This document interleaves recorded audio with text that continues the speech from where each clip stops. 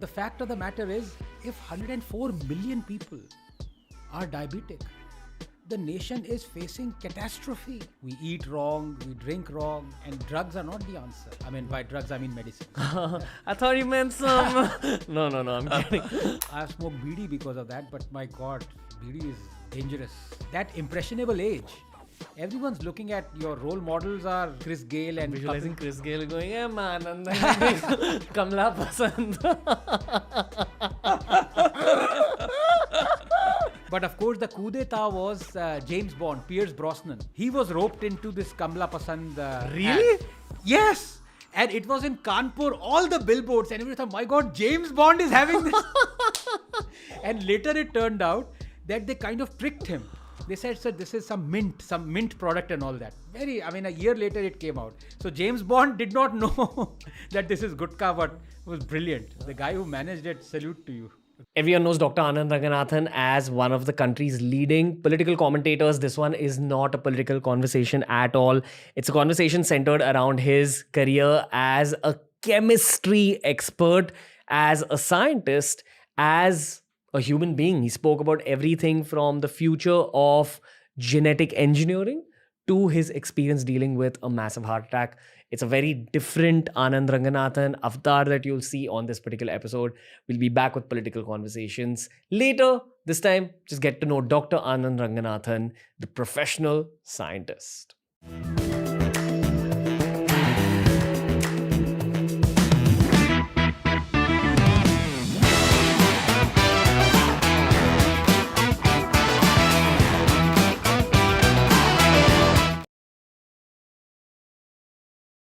Non-political conversation with the emperor of political conversations, but also the emperor of, I want to say chemistry, but it's not chemistry. I don't know how many people know about your scientific side, Anand Ranganathan, sir. Not many, but I think I'd like to keep it that way. Why? It's something that's very specialized, So in fact, even on my Twitter bio, I don't say that I'm a scientist and things of that sort, because it's something that is serious. It's something that is very dear to me. It's almost like it's been passed on because my parents were both scientists. So it's something that's very special. After your PhD in chemistry? Biochemistry. Yes. You switched and went into biotech. So job was in an institute of biotechnology, but again, as I said, most of these things are so intertwined, and so biology, chemistry, biotechnology, bioengineering. Okay, it's all the same thing. Let's start with a spicy question, and then we can break down what biotech is also. Yes. Was COVID-19 a bioweapon? No. It wasn't. No, it wasn't. It obviously could be used as a bioweapon. It leaked from a lab, this much is certain. Whether it was man-made or whether it was made through nature, I have my doubts on whether it was man-made. But having said that, there are Nobel laureates who know much more than I do. Baltimore is one who called the preponderance of 2 amino acids side by side as having the smoking gun, that this was made this COVID strain was made in the lab. I personally don't believe that to be true as yet, but certainly it escaped from the Wuhan lab, no doubt about it. Okay. Now, if it escapes, was it allowed to escape or was it an accident? If it was allowed to escape, then certainly it's a bioweapon. But if it escaped accidentally, then also what followed was definitely intentional, because after it escaped, for the next 1.5 months, China did not put any restrictions whatsoever. So millions of people used the Wuhan airport or other airports. There were no restrictions, and by that, China allowed the virus to spread. So was that the thinking? Was that bioweapon or not? That's always debatable, right? But knowing China, you can't put anything past them. I think you answered this bioweapon question based on chemistry and biology. Yes. But then emotionally speaking, you answered the question in another way. Yeah, human. I mean, for example, as I like to say that theorists have to be right every time, and conspiracy theories has to be right only once. Like this, Okay. the police have to be successful every time, the terrorist only once. So like that. So the conspiracy theory is that China let it leak deliberately, which is just so awful, because not only did so many Chinese die, but it wrecked the world economy. Directly and indirectly, millions died. What did this whole COVID-19 phase do for your job in terms of your subject, biotechnology? I'm Right. sure there have been some advancements or some learnings from Yes. a pandemic. Yes. Yeah. In fact, to be honest with you, I did not know very much about this field, virology, especially COVID and this virus, this kind of virus. But I have to also say this, that with my very close collaborator, Professor Shailja Singh and Professor Govardhan Das, especially with Professor Shailja Singh, we decided that, look, doctors who are just doctors, they might be gynecologists, they might be orthopedics, they might be, for children, for everything. They have come together and they are helping Indians. They've come together for a cause. So even though we are not virologists, I'm by training a chemist, now a biologist, and Shailja is a parasitologist and a biologist. Can we get into this field? It was almost like a challenge. So without knowing much about this field, we got into this field of COVID, trying to discover something. And I'm very happy to say that we've managed to discover a molecule that is more potent than remdesivir.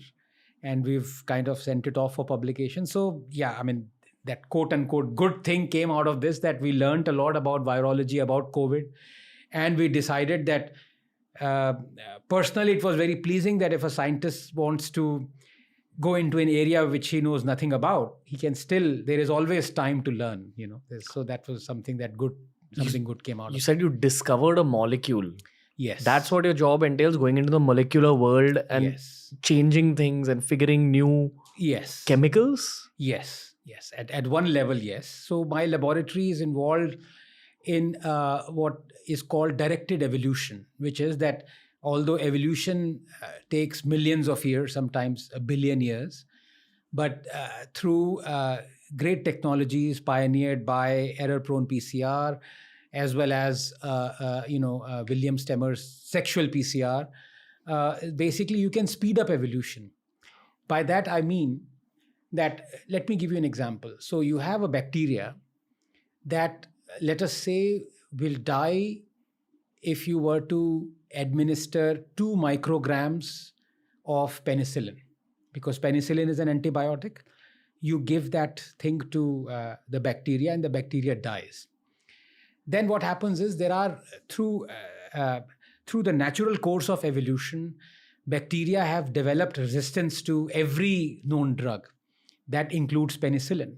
In fact, 5 years after the public administration of penicillin, there were strains that were resistant to penicillin. So when they dug deeper into these strains, they found out that there was a gene that was producing a protein, an enzyme that was killing penicillin. That gene is called TEM1, or beta lactamase, because penicillins are beta lactam. So it was destroying this beta lactam. It's called beta lactamase. So this bacteria that dies with 2 microgram of penicillin, if you insert this gene in that bacteria through a plasmid, it can withstand 2 micrograms of penicillin, because the penicillin goes inside the bacteria is making this enzyme, and it breaks down this penicillin. But if you were to increase the concentration to, let's say, 20 micrograms of penicillin, bacteria will die, because penicillin is just too much, that even that enzyme will not be able to, kill that thing. There is a technique, as I said, William Stemmer introduced this, called sexual PCR, that you break down this gene, you reassemble it, you induce mutations in this beta lactamase gene, and within an hour, you can create, and he created a bacteria that was able to withstand 1 million times the concentration of penicillin. You're basically improving the immunity of that bacteria. And I'm Yes. assuming for the human side of things, you're basically working towards improving long-term human immunity in multiple ways. Right. So basically what it told you was, it demonstrated evolution for you. because it is accumulation of helpful mutations. Except that what took 1 billion years took 1 hour. Right? Through science. Through science. Okay. So what we are trying to do is we are trying to, using directed evolution, come up with various permutations and combinations of small peptides or molecules that would act like drugs. And the difference that we've done is that instead of targeting the pathogens' proteins, because we know what happens when you target a bacteria or a virus's proteins, very quickly, because of the virtue of their quick reproductive cycle, they develop resistance to it. We are targeting human proteins that help the bacteria gain infection and invasion. So you see, because all these entities, life forms, have lived in symbiosis, right? So tuberculosis, it is impossible for tuberculosis or viruses to survive without human hosts. So there are human proteins that help these viruses and bacteria. Okay. So if we target those, the bacteria will not be able to change those human proteins to develop resistance. That's the idea. What does this mean for a college student listening to this? What it means is that humans have been friends of bacteria and viruses. Please don't hate viruses and bacteria, even though COVID has made you hate them. Please remember that 10% of human genome is actually viral genome. You know this? 10%. I think I understand what you mean, scientifically speaking. Yeah. Correct me if I'm wrong, but it means that our ancestors who fell ill because of viruses, eventually those viruses just combined with our genome. And we have been able to survive a lot of infections because of our interaction with these pathogens. Okay, so we've gotten stronger as evolution went forward, but now evolution meets science. So how they go like, oh, Neuralink is a chip you insert in your brain and then you become half man, half machine. You're saying that there's chemistry versions of it where you can actually alter your genes. Yes. Which is why I'm going to ask you a little bit about CRISPR. Yes. Explain CRISPR, because I think that this is the part of the podcast where college students really stand up and listen. So from basics, explain CRISPR. And I'm assuming it's related to what you've spoken to. Yes. In fact, I'm quite proud of this, that I think one of the first general articles on CRISPR was written by me in 2012, if I'm not mistaken. Kya hota hai CRISPR, sir? CRISPR-Cas is a mechanism by which you can actually do gene therapy. You can cut and paste. You can remove things from any gene and you can add things. It has gone to a level which is called gene drive technology, whereby you can actually, what people have done is they have genetically engineered the female mosquito to not lay eggs. It's very scary. In fact, CRISPR-Cas9, there has been a lot of debate whether this should be allowed, whether human embryos should be allowed to be, whether this technology should be allowed to be used on human embryos. But at least as of now, scientists, there is a consensus that we should allow this technology to prosper. So what I believe, looking forward ahead, because actually when you said, it's a very interesting thought, very interesting way you put it. As scientists, you said you look at future. Science is future. Any discovery or invention is forward-looking. Very rarely do you find, of course, if you look at, for example, science that involves also archaeology, or you're looking at trying to answer questions that happened previously in biology, I'm talking about, of course, Big Bang, when you're not looking at the future, you're looking at the past. But for example, did Saraswati exist? This so-called mythical river. So you need scientific tools to prove that. And people have shown that incredibly, that yes, it was actually a glacial fed river. It was not a monsoon river. So but that's, of course, going into the past.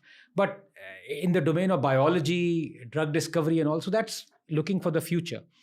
So CRISPR would actually cure cancer completely. I'm of the view. In the next 15 years, malaria would not exist. In the next 20 years, tuberculosis would not exist. So till now, if I'm not mistaken, one of the very few diseases that only exist in a vial is smallpox. Completely, it doesn't exist anywhere else. So completely cured. Humanity was completely polio. They thought we have cured it. There is no polio anymore. But Few segments of population came out where the population was not vaccinated properly, I think in Nigeria, in Pakistan, where polio still exists. But very quickly, if if the governments have that thrust, then you can eradicate polio. But very few diseases have been eradicated. But CRISPR-Cas9 has, because the gene therapy potential, cutting and pasting of things, it will cure these diseases. I'll tell you what my challenge with these science podcasts are. Right. As a nerd, I enjoy the shit out of it. Yes. Science background, everything, etc. Yes. As a podcaster, I have to constantly take it Of into course. science fiction domains Yes. because that's what grips the masses. So that's why my line of questioning is going to be very science fiction oriented. So, okay. Correct me if I'm wrong, but basically within every cell of your body Yes. exists a DNA strand. Yes. Within the mitochondria, if I'm not mistaken. Inside the nucleus. I'm sorry. Yes. Inside the nucleus exists the DNA strand. Yes. That DNA strand has all the information about you. Yes. How long your nose would be, Absolutely. how your eyes would look, what Yes. texture your hair is, your skin color, etc. And many things related to how your thought process is also possibly Of course. Absolutely. related to your immunity, Yes. etc. Now, you are the combination of your two parents, Yes. 4 grandparents, Mhm. more great grandparents, Yes. and 9 generations back, Yes. 81 people roughly. Yes. 81 people have combined to make you. So you're a combination of a lot of genes. Yeah. And now human beings and science have reached a point where you take that DNA strand and you alter it. So if you want a really good looking baby, you can make it. If you want a really healthy baby that never falls ill, you can make it. Yeah. Why is this a bad thing? Why is there even a debate that this is a bad thing? Okay. So there are two ways to answer it. Sure. Number one, ये सब आपने किया, उसके बाद result क्या आएगा? That is the question. And it is too quick, too soon in terms of scientific timeline to be able to trust CRISPR-Cas 100%. Okay. And I'll tell you why. I think 3 or 4 years ago, there was a paper in Nature Communications that talked about a lot of off-site matlab, so you expect CRISPR-Cas9 to act where you want it to act. Off-site means it is not only acted there, it's acted a few other places on the human genome. You never want that. One Right. second. The way CRISPR works is your DNA strand is a series of bits of information. Yes, And ATGNC. CRISPR has the ability to go in that DNA strand, Yes. cut things through Correct. chemicals. Yes. Like imagine a scissor but chemically made. Absolutely. It is like a scissors, yes. And also imagine sellotape chemically made and it has an ability to put things in in that place absolutely, also. Okay. Absolutely, yes. But you're saying when you cut off a particular part of it, Yes. maybe you want your kid to be really tall. Mm. So you cut off the short gene, you put a tall gene there, but you don't know what the effect of the tall gene will be on his liver. That will come later. Of course, that is there. What I'm saying is the process itself, the how you identify where your CRISPR-Cas9 must go and bind. It can bind to 5 or 10 other places. Okay. So it might insert itself or cut a gene that you never intended to be removed, right? So for example, just to give you one example, which is a horrid Frankenstein kind of thing, you wanted a long nose. Yes, your CRISPR-Cas9 has gone there and has altered so that gene, but it has also gone and bound to a place that gave you an eye. But I'll tell you, a lot of things are happening in animals which are quite scary to Anand because they have a profound sociological society effect. Ours and also a lot of societies are besotted with skin color. Now, there are 2 genes that are responsible for giving the color that we have, right? They are to do with melanin degradation and production and all that. And when man or woman left Africa and went to cooler climes, and there were mutations in those genes. CRISPR-Cas9 has actually rendered brown mice white. As in turned them into Firangs? Yes. So the human angle on this is? It's phenomenal. Tomorrow, you would want CRISPR-Cas9. And, why do you think the largest selling creams in our country are skin whitening creams? We have this morbid fascination with, I don't want to take any names, but you look at Kajol's first film and you look at Kajol's last film. You can barely make out if it's Kajol. So I don't know how that happened. Computer graphics to nahi kiya hoga. But the fact of the matter is, cream can do one thing. Genetically is like 100% your skin color is white. As in, will a fully grown adult be able to use CRISPR technology? Yes. So the point is, if it is in your progenitor cells, I mean stem cells or some things of that sort, then every cell is going to be producing that. So not only would your babies come out to be white, every generation would come out to be white.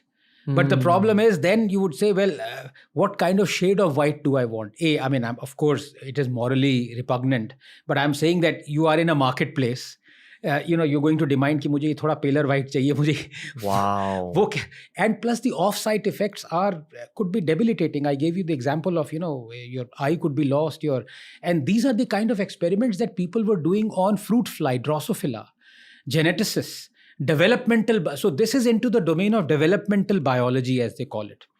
And people would routinely discover that if you were to tinker with some genes of Drosophila, you would get 4 wings, you would get 10 legs, because remember, and this is so utterly fascinating, we biologists were made to think that you have one gene and you have one product of that gene. So if you have 5,000 genes in your cell, you would have 5,000 proteins, because that is how it works. You have the gene DNA, from DNA you get RNA, and from RNA you get that protein. So people thought if you had gene X, you would get protein X. Then they found out this concept called alternate splicing. That is how the RNA that is made is spliced to give you the protein. I mean, very roughly speaking, they found one gene in Drosophila, one gene that gives rise to 38,000 proteins. And alternate splicing happens in human cells as well. So when I say humans have 23,000 genes, it actually doesn't mean we have 23,000 proteins. We could have 1 million proteins. Okay. To explain this very simply, I'd once spoken to a guy who was very fascinated with biohacking. Correct me if I'm wrong, but this alternate splicing, does it also imply that, I think the gene linked to AIDS was also linked to how much muscle mass you can put on or something like that? So basically, if you make someone immune of AIDS, they'll become like a bodybuilder also. Quite possible. So if I'm not, because I'm not in that field, but I think they were CXX5 receptors that were important for the AIDS virus or the HIV to latch on to the thing. So if the human cell did not have those receptors, the virus will not be able to enter those things. Then they found out a few humans in Africa who naturally did not have that CXX5 gene. They had deletion of that. So they could not get AIDS. But you're right, when they found out at their physical phenotype of that, they had that same problem. Like the muscle or musculature was because linked to the AIDS most of these proteins moonlight. By that I mean they are used for 5 or 6 functions. Gotcha. So you might inactivate a protein thinking that this is the function that now will not happen, but the other 4 useful functions also may not happen. Which is why CRISPR is a technology that's still being developed, I'm assuming. Absolutely. And when this paper came out that talked about the off-site repercussions of CRISPR, the company that was actually based on CRISPR, I think it lost 90% of its stock value. Wow. So markets are ruthless. Fascinating thing that has happened. And when you're talking about future and science, we haven't even realized that we are, as a population, stronger, fitter, increased lifespan, but then we are more prone to diseases. You mean in India? India. Okay. So there's a wonderful series of pie charts that were made about the type of diseases Indians were having. And before liberalization of 1901 and now. So there is a pie chart of 1991 and there's a pie chart of 2020, right? And the difference could not be starker. So before we were liberalized, before we were wealthier and we had more money and we could go to more hospitals and more cure ourselves, 70% of the diseases that affected Indians were communicable diseases.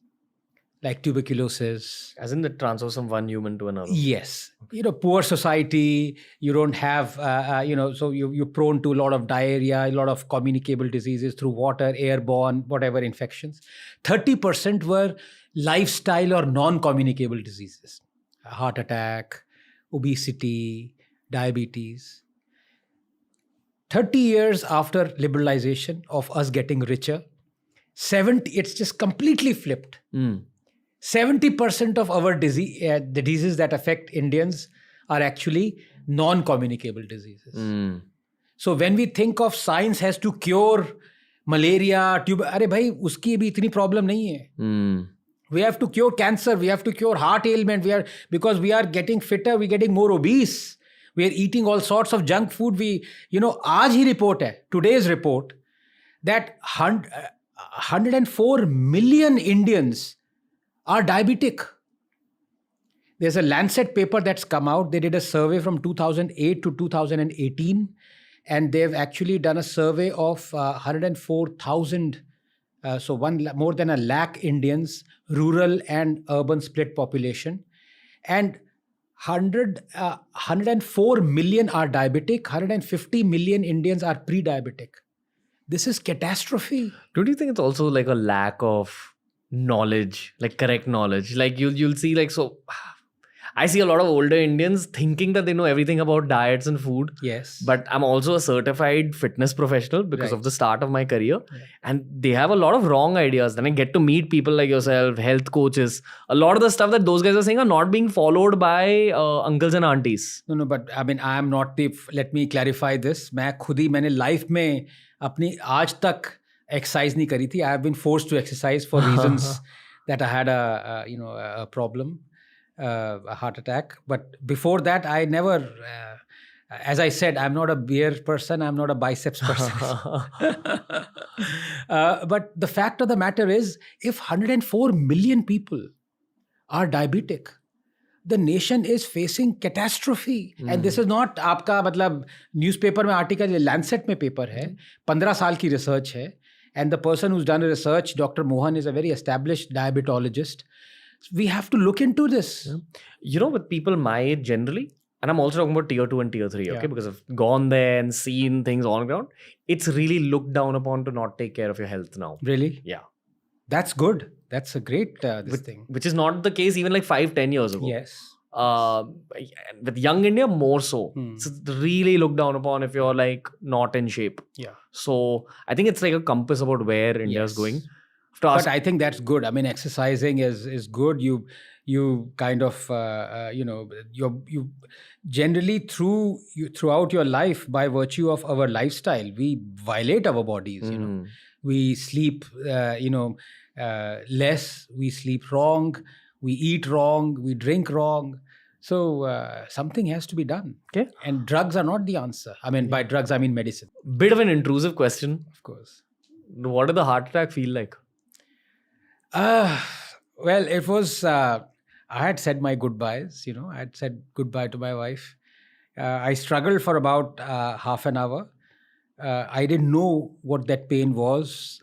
In fact, to an extent that I was smoking during the heart attack.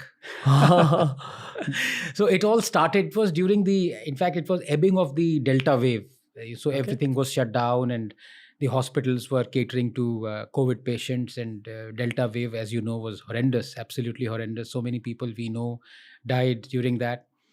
And it was during that I had the heart attack. What does it feel like when it first starts happening? So the pain is absolutely intense, nothing like I had felt ever before. And it's like somebody is sitting on your chest and crushing you. It's throbbing pain. And it's not, how shall I put it? It's not as a physical injury. It's like, I don't know where it's coming from. It's like from the depths of your body, God knows where. So I thought, what the hell is going on? And I had a smoke, it didn't go away. Then I lay down. I had a bath during the heart attack. I said, this is so weird. I couldn't explain it. And then when I started vomiting, then I realized this is something absolutely serious. So then I immediately drove to the hospital. And my wife was next to me, and then I knew something is serious that is happening. And 100 meters before I reached the hospital. I lost all sensation of my limbs. Really? So it was like Dev Anand on the steering wheel. You were driving? Yeah, I was driving, yeah. My wife claims she knows how to drive. She has a driver's license. Shh, you're not supposed to say this, but if she was driving, then I would have not died of heart attack, but through an accident. So I think it was good that I drove. Sorry. No, but then luckily the car was automatic. So somehow we reached there. And when we reached there, the normal regular emergency of the hospital was converted into COVID emergency. So we had to find where the other emergency is. The cafeteria had been converted into an emergency room for the normal non-COVID patients. So then they immediately gave me a medicine that would dilate, my blood vessels and I think produce nitric oxide or something. I forget the name of the thing. What biologically, what is a heart attack? So basically, it's clogging of your artery. So there are 3 main arteries that follow from something called LD, and one of the arteries is LAD. And this turned out to be 100% blockage of the LAD. Basically, over time, because of Over lifestyle, time, food, because whatever. the food intake, smoking. I was a smoker for 30 years. The last cigarette I smoked was during the heart attack. So I haven't smoked for 2 years. Poetic. So it was me right. In fact, it's been exactly 2 years. Today? No, Okay. May end. 29th May was the one. That would have been a little too poetic. Yeah, correct. I'm not trying to make fun of your situation. No. This is all. So I tried to resist death, to be honest with you. I was saying, it's paining. Someone do something. It's like people sitting on my thing. And then after 5-10 minutes lying on that hospital, bed, then there was a strange, eerie calm that descended on me because I said, I have fought whatever I could. This is not going to end. Eerie calm. Yeah, because the pain wasn't going away. And there's only so much you can then, flutter and kind of do things. And I said, goodbye. Like you submitted to the pain. Yes, I submitted. And then the next thing I remember was, of course, I don't remember morphine was also given to me for the pain, was the doctor came and he did the angioplasty through the wrist, not through the thigh. And what does that even mean, bro? So what they do is they insert a balloon that breaks the plaque that has the cholesterol or the deposits there. And then they put a stent there, kind of a physical stent there that would reopen that passage. And they insert it from your thigh. And they used to, now they do it from the wrist. And as in they put it in your bloodstream so it goes to your heart. So they have a wire. So they take it to, it's pretty incredible. And mine was supposed to be the fastest angioplasty they have done in that hospital's history. I'm very thankful to one Dr. Kachru. He saved my life, Ranjan Kachru. He's an incredible person. That's the thing. And I had never exercised in my life before that. I was smoking for 30 years. And that was the peak of COVID and all that. Okay. So that's the story. And it's a huge lesson. You asked me earlier that what's the secret of you saying whatever you want to say. I've always been of that disposition. But now it's just, I don't give a damn. Once you say your goodbyes, every day is a blessing. I've had a lot of soldiers on this show say that this exact concept has been spoken about. But I'll tell you, there's a difference there because, of course, soldiers are, my heroes. But if you death by accident, you still lament. You still you think, oh, it's unfortunate. It should not happen when you die of an accident or something. Previously, once I nearly died of drowning. I didn't know how to swim, and I was in a raft, and I was rafting quite foolishly. And this wave came and kind of turned over the raft and all that stuff. And I thought I'd stopped breathing, survived somehow. But there, I wanted to live. Because I wanted to fight that, because you feel it's unfortunate. It shouldn't happen to you. Here, what do you want to do? Would you lament eating burgers and smoking for 30 years in that instant? You can't renew that life, right? You can't say, oh, look, I'm sorry I ate burgers and I had Mysore Parks and I had smoked for 30 years and this is the result. Please don't do this. No, there is a calmness that descends on you. There's a submission. That's the word. When you submit and then you survive, then every day is a blessing. This whole conversation made me think about cigarettes and Yes. vaping. Yes. Fortunately, I've not had a cigarettes phase in Right. life. I don't know, just by chance. Do you know what vaping is? Yes. Okay. Do I've you know tried that? it. Do you know that everyone's into vaping now? Okay, let me clarify. I don't know whether it's like the definition has changed. By e-cigarette is vaping. Yeah. Yeah. But the modern day e-cigarettes are much better looking, Okay. much better tasting, Right. and it gives you maybe a sharper high. There are certain brands and you get those very easily. You get these like 2,000 rupee cartridges which will last you a long time. So Okay, the Juuls or something. Yeah, like- Juuls. Yeah, I've tried that. I actually tried it when I was smoking the e-cigarette, but it was horrible because I could not regulate the amount of nicotine that was going in. So it was kind of. what does that mean? So your body gets used to the nicotine that is there in every a cigarette, and it's like you can. I'm comfortable. I used to be comfortable smoking one cigarette, but I was never a chain smoker. So I would get feel nausea if I smoke 3 cigarettes in one go. You like you taking in more nicotine than is required. So e-cigarette, I could not regulate that, so I stopped that. I went back to smoking. Because you keep pulling like Yeah, e-cigarettes and you don't know yes. where to stop. Yeah. Basically. Correct. Okay. Correct. Personally, I would say logically, e-cigarettes would be safer than cigarettes because you're not burning anything. The carcinogens that are coming from the cigarette smoke and the ash and the burning of it. Nicotine is not a carcinogen. Of course, nicotine is the most addictive substance on earth. So, even e-cigarettes are dangerous in that sense. Also, it's not clear what else is in that e-cigarette, Right. especially the ones that come out of China. No Okay. one knows specifically what's gone into making it. So I think Yeah, that's no the one big knows fear. anything that comes out of China, what it is, except COVID. But I think the world has. I see fewer people smoking.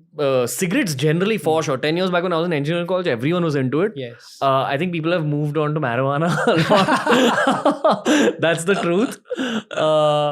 Is that a live confession you're making on? I've spoken about it. Like, this is back in college. It's very embarrassing for me because I smoked marijuana to get high, to see the experience, but I didn't get high.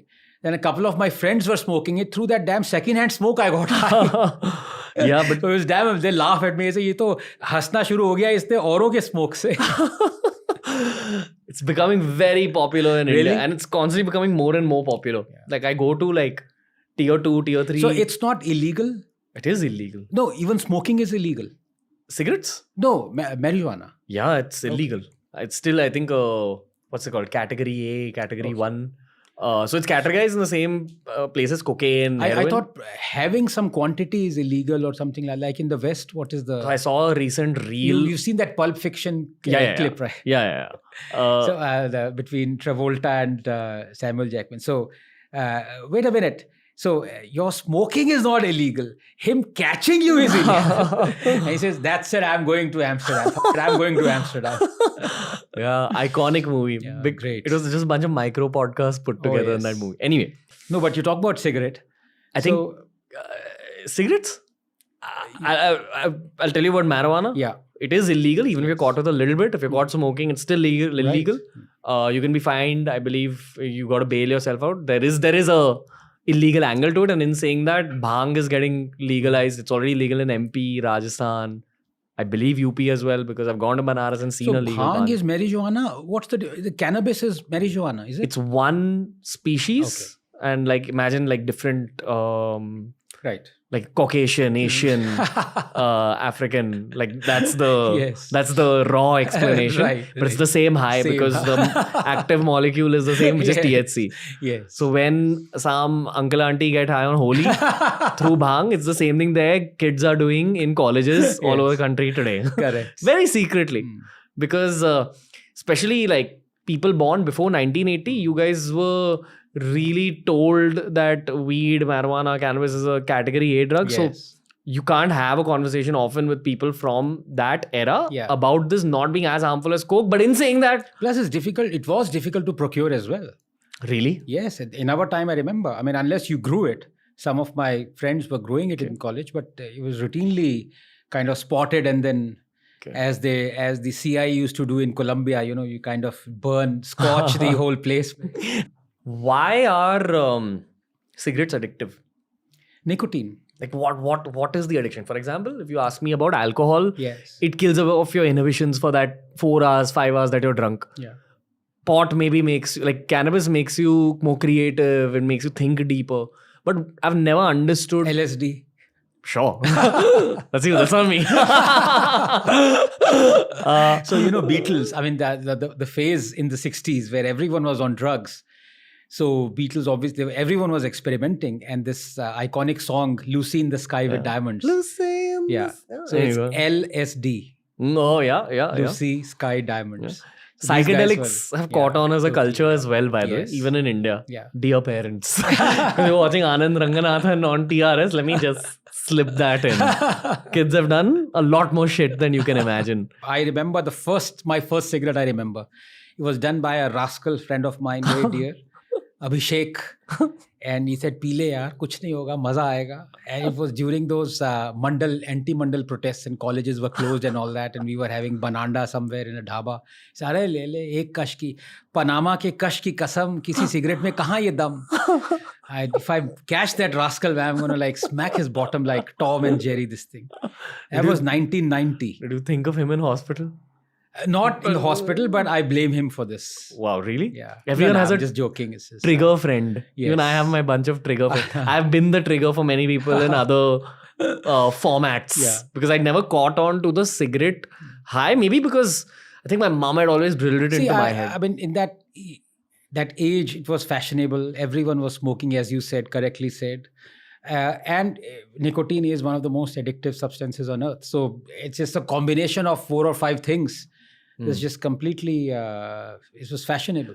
And you've seen that Clint Eastwood, taking the cheroot from one end of his lips to the other. It was also, and Amitabh Bachchan doing this, Diwar mein, So it was all built in. Everything is built into the, the okay. age. Like the cool factor made you totally do it. Cool, yeah. Wow. Okay. I smoke BD because of that, but my God, BD is dangerous. Why? It's just the high, it hits you like crazy. Really? It's much more unhealthy. There is no filter there. The tar must be like 35 milligrams tar. But that impressionable age, everyone's looking at your role models are, your Amitabh Bachchan at that age, we had it. And every cinema actor was, chewing BDs from one end to the other. So cut to 2023 where Ronaldo's taking cold drinks and putting it on the side. And Kohli's not endorsing sugary things. Yes. But now this new thing has started where this Kamla Pasand, I think, who was it? Chris Gayle and Kapil Dev and Sunil Gavaskar. So they've come into these ads. So people criticize them. I don't know. I'm ambivalent towards it. I mean, this role model business. So does it mean that if somebody is, come in an ad for something, that person is using that ad or using that product or is endorsing it other than, in his real life as well? It's strange. I'm visualizing Chris Gayle going, "Hey man, and then Kamla Pasand." Chris Gayle is an exception because if he is using that, he is a universe boss. So, there would be millions following him. But Kapil Dev using that, I don't know. Or Sunil Gavaskar, I don't know. Okay. Yeah. Let's talk about That's why Akshay Kumar also got a lot of flack for Kesari. What was that? Bolo Zuba Kesari. Bolo Zuba and, this kind of Churchill salute. But funny thing is, Shah Rukh Khan and Ajay Devgan never got the flack for this. When Akshay Kumar joined them, he so much so that he said, all the proceeds that I get from this, I will give it away to charity. But of course, the coup d'etat was James Bond, Pierce Brosnan. He was roped into this Kamla Pasand Really? ad. Yes. And it was in Kanpur, all the billboards, and everybody thought, my God, James Bond is having this. And later it turned out that they kind of tricked him.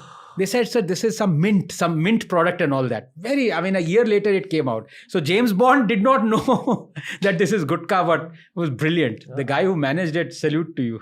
Gutka companies make a lot of money. Oh, it's incredible. You build a product that can be addictive and you'll be rich. Yeah. But this is like truly biologically addictive. Yes. Okay. Let's speak about the future of humanity now. Okay. Where are we going, sir? What's the scientist in you looking forward to? I think I don't see a lot of change. I mean, of course, look, India will reach the living standards of the West very soon, 20 years, 15, 20 years. And then the Nordic, this thing. Then other things would start. I mean, you see in America, the discussion now is not about schools and hospitals or curing diseases. It's about woke culture. It's about who is a man, who is a woman. Just today, I saw some woman, I even forget her name. She is rearing her 2 boys as girls, and there are these operations, sex change operations that they are doing on children. So those are the new problems that will crop up in quote unquote advanced societies. Okay. And it hasn't reached our shores yet because we are more concerned about survival. Ours is a cylinder and gas cylinder and tap water and toilet society right now. When you talk of future 20, 30 years down the line, it won't be that. What would be the repercussions of that? So, what about biotech specifically? Like what's happening? Yeah, so biotech, human clones would be very common. Really? Yes. How far are we from that? Technologically, we are not more than 5 years away. What? Yeah. Technologically? Yeah. How is a clone made? So, to give you an example, Dolly, the cloned sheep, it required, I think, 150 failed experiments to come up with one successful fertilization. Okay. Indians cloned a cow. They named Ganga just 2 weeks ago. Of course, that was 20 years after Dolly. But human embryos, there were reports that in China, they've already started doing it. That's why stringent regulatory means are there. But sooner or later, these regulations never help, right?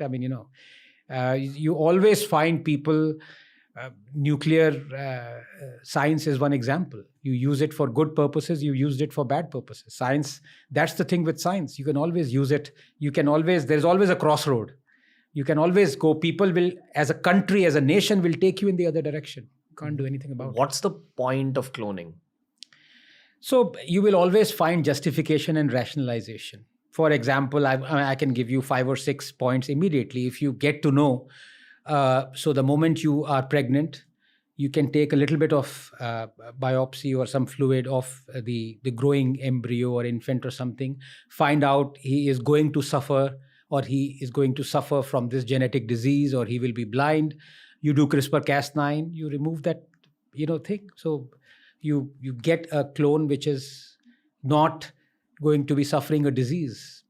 So you will always find justification. As in you kill the original baby. You transform it, genetically engineer it. Okay. Yeah. 1 second. I thought cloning was if they take a cell from my body. Yeah. In 2093, when I'm 100 years old and I die. Yeah. Maybe my family wants to have me in their life again. Right. So they can clone me and have a new version. Like my grandkids can then raise me as... That's a up mind speaking on this podcast. But I would always assume that that's the application of cloning. For example, people are attached to their pets. But I ask you a very eerie question. Sure. How do you know that? This is basically almost like Descartes. Descartes said, I think, therefore I am. Because he asked a very simple question. How do I know that this whole world is a dream? So that's why I said, I think, therefore I exist. But how do I know that you're not already from the previous world? Am I already a clone? Yeah, Maybe. But let me tell you. Kind of look Chinese a little bit. But some really breathtaking research happened in very prestigious peer-reviewed journals. Say that the memories are encoded in your DNA. Your DNA is carrying the memory of your ancestors, at least in animals. They proved it in, I think, hamster.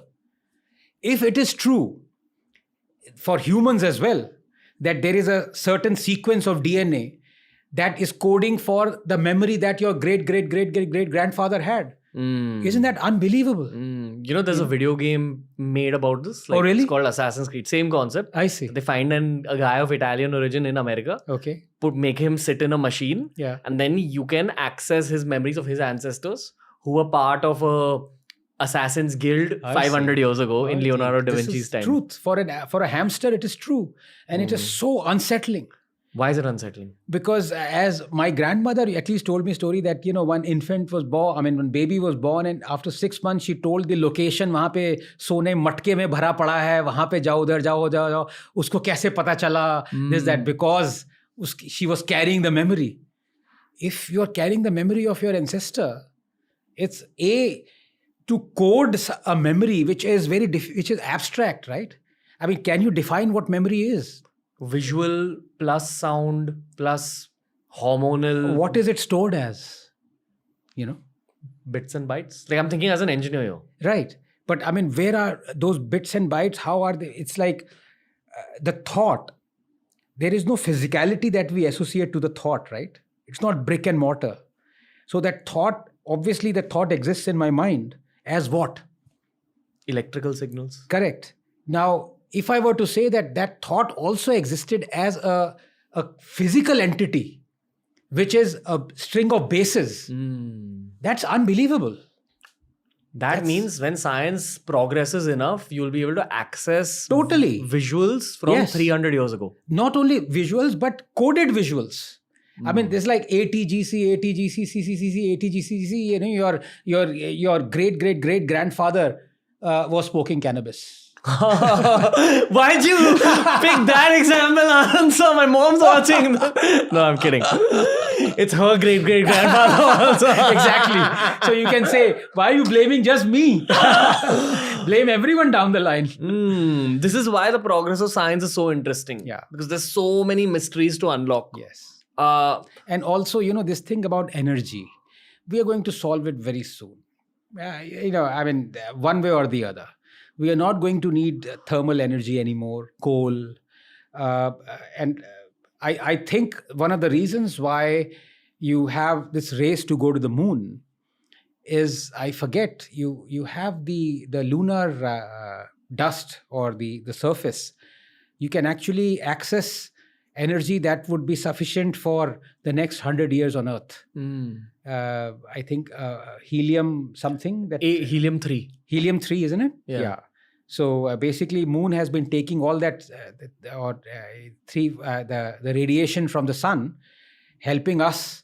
But all that lunar surface is rich with that energy source. So if you mine that, you don't. But I think we don't even need to go that far off.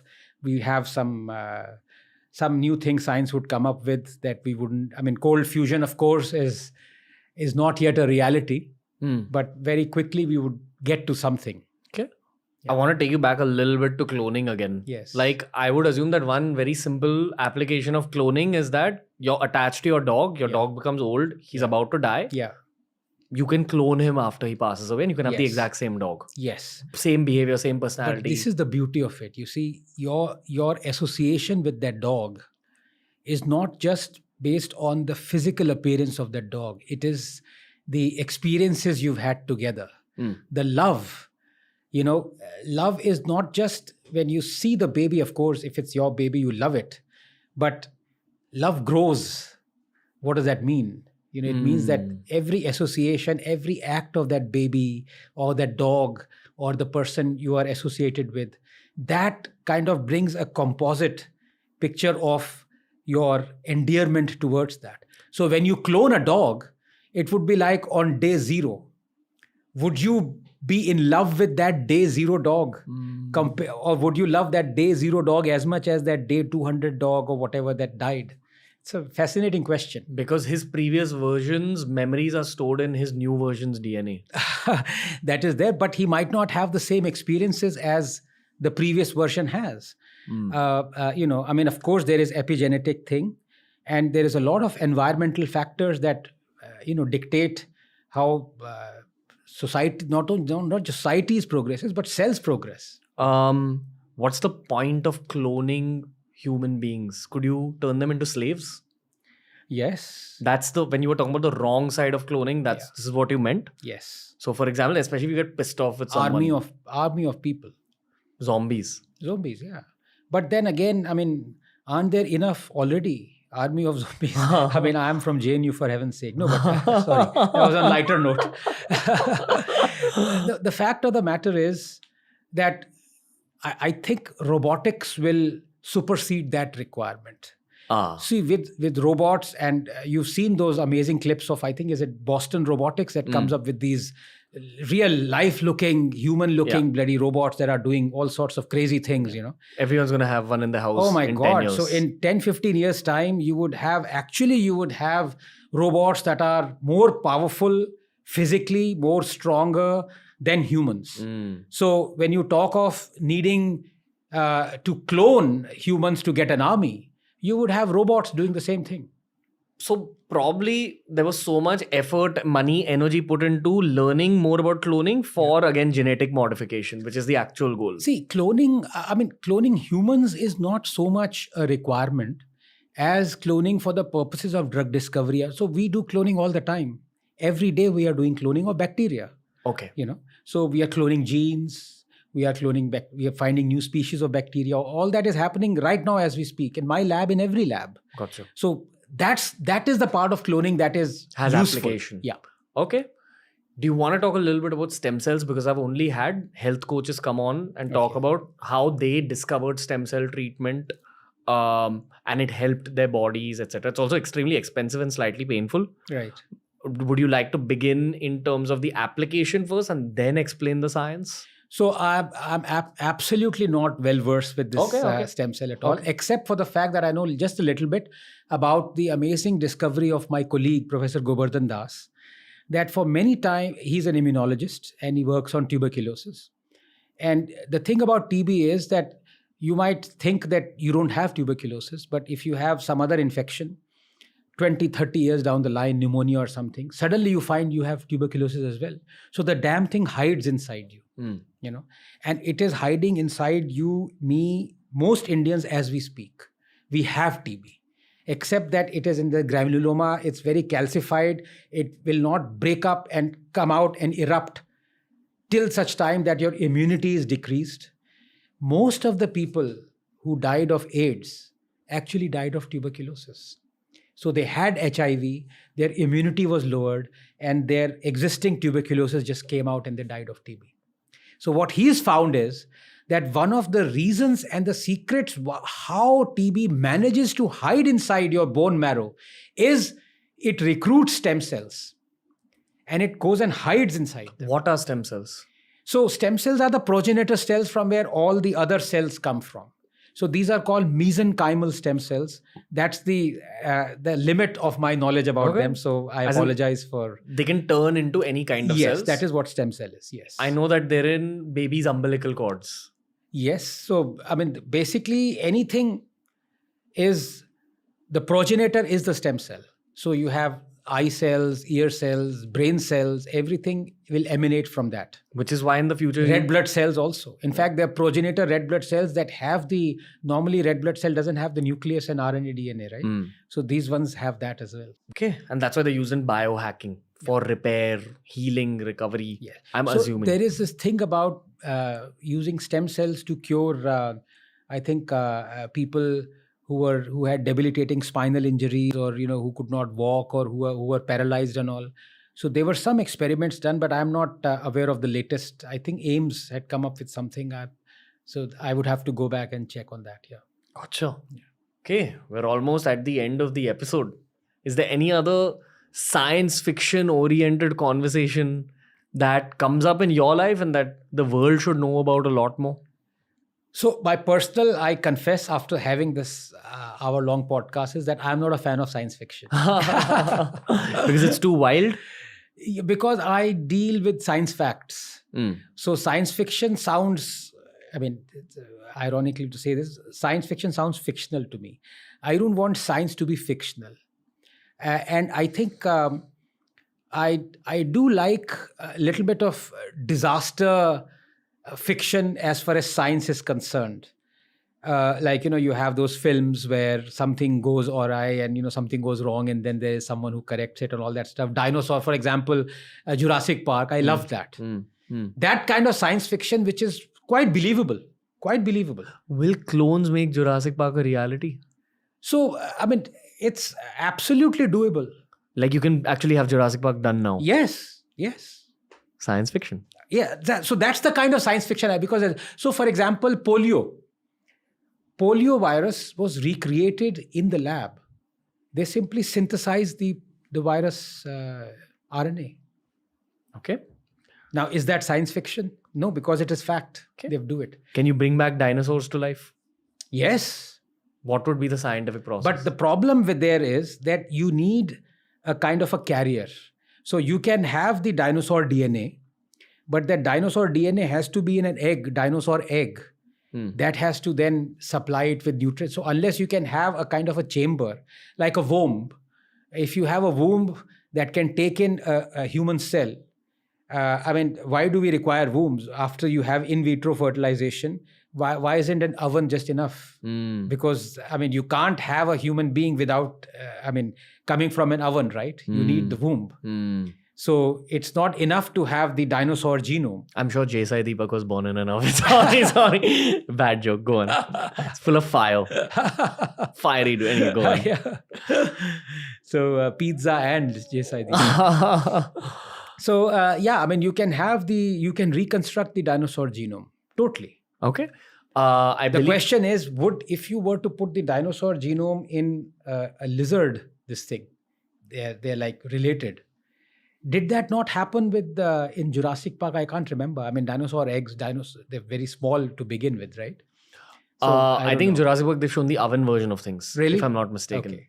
But I know that they're bringing mammoths back to life. Right. By the same process that we spoke about, and the carrier is modern day elephants, like modern day female elephants. Right. So, because there is this liger, right? Yeah. Lion and tiger ka wo. Yeah. But the movie didn't do very well. But in reality, there is a progeny. Like you have a mule, horse, and an ass. I think tiger and lion can mate as well, if I'm not mistaken. Yeah, I think that is what these modern day ligers are, and those ligers are huge. Massive, scary. The muscular, I've seen a tweet of a liger. They also have problems because of their size. Oh, really? Yeah, and ligers are present in zoos, and I think they're sterile. They can't reproduce. Oh. I believe so. I might be wrong about that, but most of these crossbreeds are sterile. But who was the liger in this movie? I don't. Tiger Shroff? No, I can't remember. Vijay. Oh, okay. Yeah. What were we talking about? I forgot what we were talking about. Dinosaur and mammoths. Yes, that's right. Maybe using stem cells, you create a dinosaur womb because it's a precursor to any kind of cell. And then okay, so you want to clone humans? You want dinosaurs back? You want Yogi Adityanath as a prime minister, and dinosaurs and cloned humans are roaming the earth. This is why I love these conversations. All right, AR sir.